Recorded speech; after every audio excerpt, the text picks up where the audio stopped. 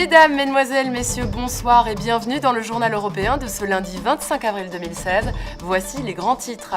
Israël et la Palestine prêts à signer le plan de paix proposé par les États-Unis d'Europe.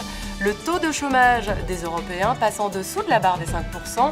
Et enfin, les musées sont désormais gratuits chaque dimanche pour les citoyens européens. Aujourd'hui, 25 avril 2016, une date qui entrera dans l'histoire. Après des décennies de conflits incessants, Israël et la Palestine ont accepté le plan de paix proposé par la jeune Fédération des États-Unis d'Europe. Le traité de paix sera signé à Bruxelles en octobre prochain. Un des conflits symboliques les plus insolubles de la planète vient donc de trouver une issue pacifique grâce à la diplomatie commune des États-Unis d'Europe, plus fort et plus unis que jamais. Ce journal est une fiction. Dommage. Si vous aussi vous voulez que les États-Unis d'Europe deviennent une réalité, votez Stand Up United States of Europe, un mouvement citoyen pour une Europe fédérale.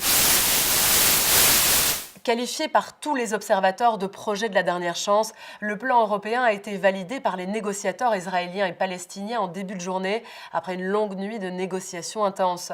Les pourparlers avaient pourtant mal commencé, en raison des fortes pressions exercées entre autres par Damas et Téhéran, hostiles au rapprochement des deux adversaires. Entre Moscou, Washington et Le Caire, il aura fallu de nombreux voyages à la ministre des Affaires étrangères pour convaincre ses interlocuteurs qu'il n'y avait pas d'alternative.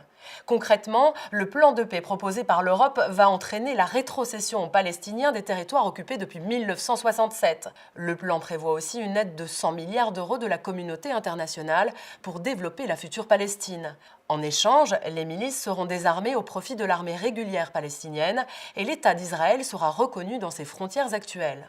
Quant à la ville de Jérusalem, elle sera une et indivisible et capitale des deux États, comme le stipule la clause Jérusalem voulue par Bruxelles.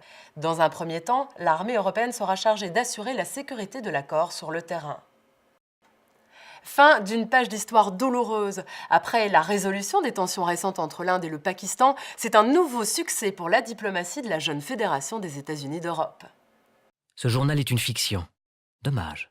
Si vous aussi vous voulez que les États-Unis d'Europe deviennent une réalité, votez Stand Up United States of Europe, un mouvement citoyen pour une Europe fédérale.